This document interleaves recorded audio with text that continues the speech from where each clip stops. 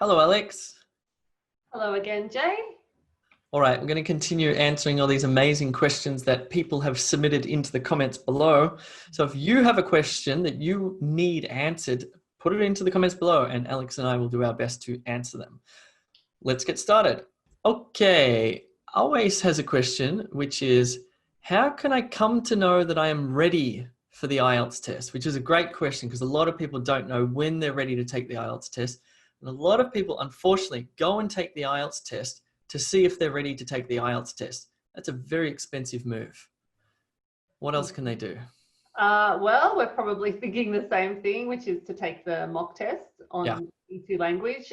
That's something that we developed for this purpose because it's hard to know if you're ready, particularly when you don't often get a chance to try the full test in one sitting, plus the speaking test. So in our mock test, you do listening, then reading, then writing, just like in the real exam. So by the time you get to the writing, you're really understanding what it's like to write in that situation, in that exhausted situation. Yeah. And you'll get back, of course, scores, but most importantly, you'll get back feedback, very detailed feedback about, if you haven't got your score that you want, you'll be able to see why not and how to improve on it. So I think that's what I would recommend. Yeah, we point out those issues.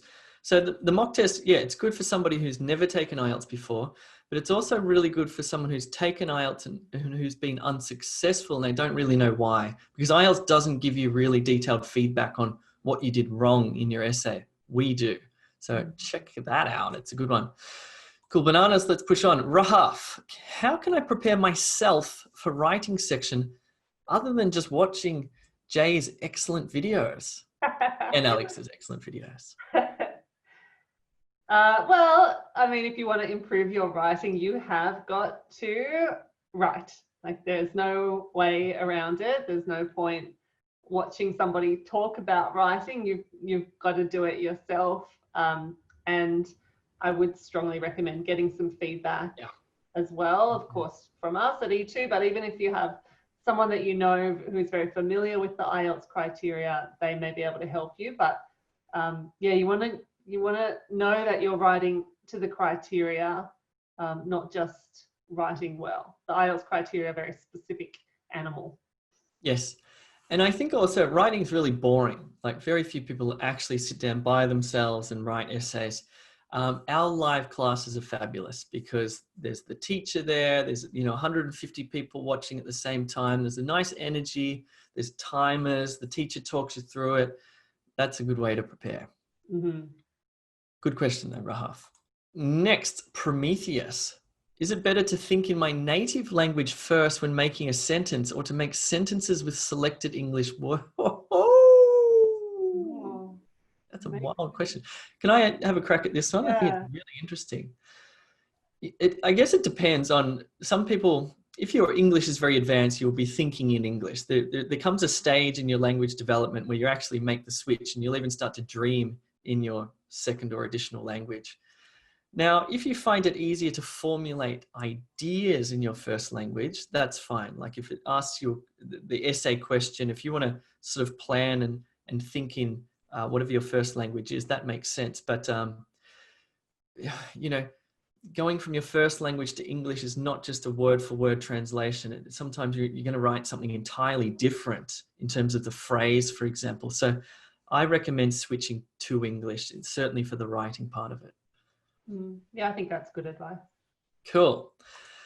Fatima, what if I got a topic that I don't have an idea about in writing?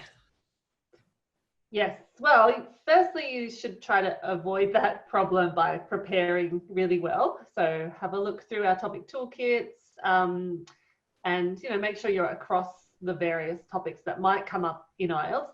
They repeat. You'd be surprised how often the same subjects come up, like education, sport, the environment, all those hot topics, come back again and again. If you get to test day and it asks you about something that you're not confident with, maybe like space exploration or genetic engineering. Sorry? Toadstools.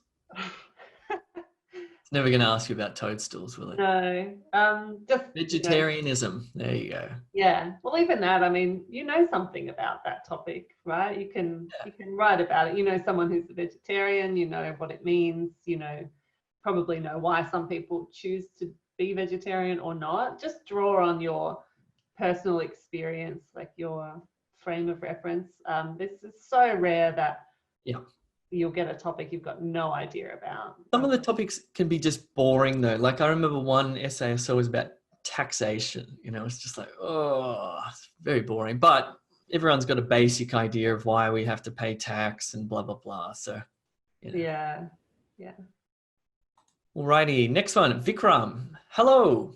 In IELTS academic, why are we not allowed to speculate? It's such a good question. And I would ask the same question because I don't know, I would imagine when you're Is this writing task 1? writing task 1, yeah. So, you know, if you have a graph, you're not supposed to say why it happened. But I mean, I'm just thinking, I mean, I didn't study economics or anything, but I imagine when you're at university, that is what you're supposed to do, right? You look at some data and you try to explain why, you try to explain these trends. I think it's an academic skill, but IELTS says, no, we don't want to know about that. So yeah, I really don't know. They're quite clear about that. No speculation. It's a good question. Next question, Akash. How to start preparing from basic? Yeah, it depends. If your English language level is low, then you have to start with building those fundamental skills before you even really think about IELTS preparation, you know. So we built a website called e2school.com, which is for that purpose. Build your grammar, your vocab, your pronunciation, right? So you spend some time in E2 School. Then when you're feeling confident, you've got enough of those skills, you come across and do some test prep, or you do them both simultaneously, ideally. But yeah. But in terms of just sort of learning what the IELTS test is about and, you know, how to structure essays, our live classes taught by our expert teachers that happen twice a day, 7 days a week are fantastic, I reckon. Farzona asks, hi, can we write more than 2 ideas and extend them in 2 main body paragraphs, plus write more than 300 or 400 words in any type of IELTS essays? Does it affect our score in IELTS writing? I think the answer to those questions, the first 2 anyways, yes, you can write more than 2 ideas and extend them in body paragraphs, yes. Can I write more than 300 or 400 words? Yes, you can. The limit is 250, you have to write more than that. And now that computer delivered IELTS is here, a lot of people do write much more than that. Just be careful about your error density. Be careful that you're not drifting off topic and including too much, but there is no upper limit in task 2 and task 1. You're better off to sort of cap it at, you know, 300 words though, and just make sure that it's fully accurate, on topic, you know, nice variety of grammar, etc. Then you don't get more points for writing a longer essay. Yeah. Amber, what are the best practice materials for IELTS? Oh, we might be a little bit biased on that one. Yeah. Well, of course, we're going to say e2language.com. We work hard on our materials to make sure they are very much test-like, and also that we're not just about practicing taking the test over and over. We build your skills. So every live class we work on some skills as well. It's not just do this, it's right, it's wrong, do this, it's right, it's wrong. That sort of method is not our style. And there's also, I mean, Cambridge materials would be the other one. The materials that come from Cambridge, the practice tests, would be second. Yeah. Okie dokie. Here we go. Gagan, how to quote examples in writing task 2. How to quote examples. I'm not sure what that. Yeah, you don't need to put any quotations in there. And in fact, I would avoid that because there's a lot of room for error with quotes, right? Let's talk about examples in the paragraphs. What sort of examples? Can I just write, according to a Harvard study in 1992? You can, but it is not advised to do that. I think if you're absolutely desperate, you can't think of another example, you could throw that in. It's not going to lift your score. It's not going to be the end of the world. But when you are including an example, you're trying to say to the examiner, like, see, this is what I mean. This is what I'm talking about. Like if you're saying that, I always use the same example, but video games are bad for kids, then tell me exactly, like show me what game and how it's bad for kids. Give me the name names. Yeah. Yeah. But just quoting a study, that doesn't prove it to me. That just tells me, well, you can't think of anything and you made up a study. I would rather you show me, prove it to me with an example. Yeah. Yeah. Yeah. Good. All right. Arika, is the order of the parts of the test always the same? Is writing always the first in the morning? No, it isn't. This actually is a bit different around the world. So I remember Australia changed the order a couple of years ago, and it was different from all the other countries for some reason. And now that there's computer delivered, that order is also different. I think it's the same around the world on the computer, which goes listening, reading, writing. But paper delivered, I would check with your particular test centre in your country just to be sure. What order do you like? I think I like the way they do it on the computer, listening, then reading, then writing. Because I think if I did writing first, I would keep thinking about it and think, oh, I wish I had done this, I wish I had done that. This way's better because it's finished, that's it. I like listening first because listening's all about concentration and attention span, right? Yeah. And I think first thing in the morning, you can concentrate. Like you've had your coffee, you're fresh, you're ready. And I also found it hard to just write, basically because you have to wake up early, get there, and all of a sudden you're like writing an essay about whatever, prison sentences, and you're like, I'm barely awake. So yeah, that again, computer delivered test, everybody, much better. Okie dokie, next one. Rohan, you look a bit like Robert Downey Jr. Me? Yeah, you look a bit like Robert Downey Jr., Alex. Oh, that's a nice compliment. That is a nice compliment. That's cool. Borongo, I did my speaking on the 30th and my reading, listening, and writing on the 8th. Overall, your videos helped me. I'm hoping for at least an 8. Jay, I owe you a beer. Send your shipping address. Wonderful. Oh, please let us know, Borongo. Did you get your 8? Yeah, let us know. Maybe we can have a virtual beer. Yeah. On Zoom. That'd be cool. All right. Good luck, Boronga. Wellness rituals.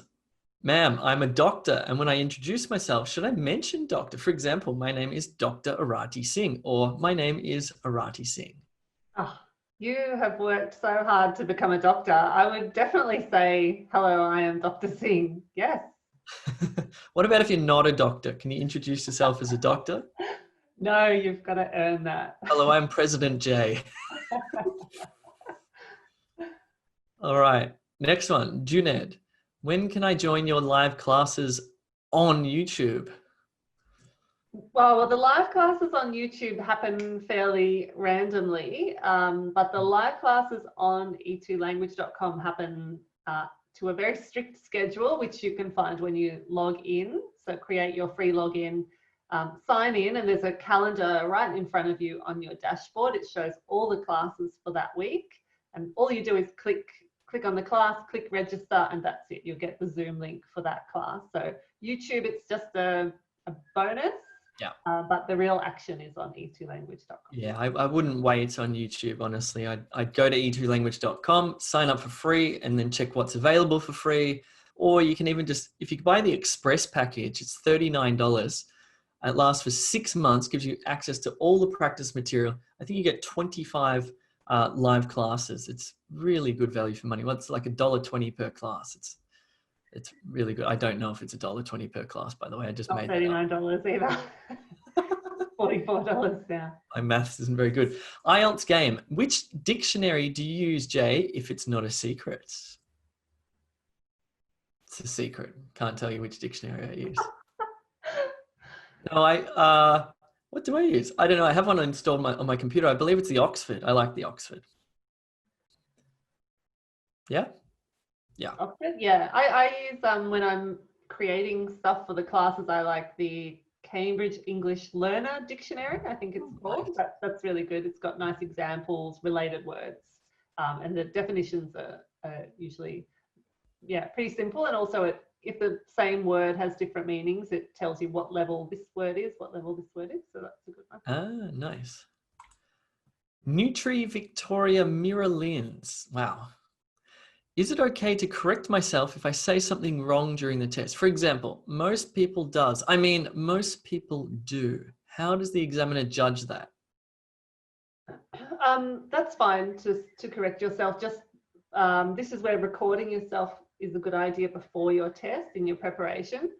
It's fine, but don't do it every sentence because it will really interrupt your flow and your fluency. So yeah, if you do it a couple of times, the examiner, it's like it never happened. The examiner sort of catches the correction, but just be conscious of your interrupting flow too much.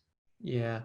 And a lot of even native speakers will make small grammatical errors when they speak, like singular and plural nouns. They'll miss things. That's all part of it. You're allowed some slips, aren't you, Alex? What's called slips means little tiny errors. Yeah, you are. Yeah, that's fine. Everyone makes little errors and hesitations and restarts and so on. But if you check out the criteria, the fluency and coherence section, it talks about the interference of self-correction and hesitation. So just keep that in mind. Cool. Dr. Shake. Hi, do you guys have a mobile version or app of E2 language?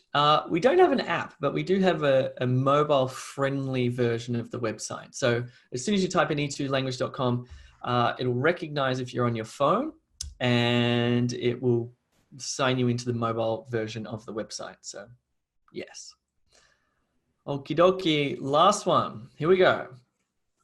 Riaz, congrats for 700,000 subscribers. Woohoo! Thank you. Yeah. I wonder how long it will take for us to get to 1 million. Maybe another 3 months, 6 months?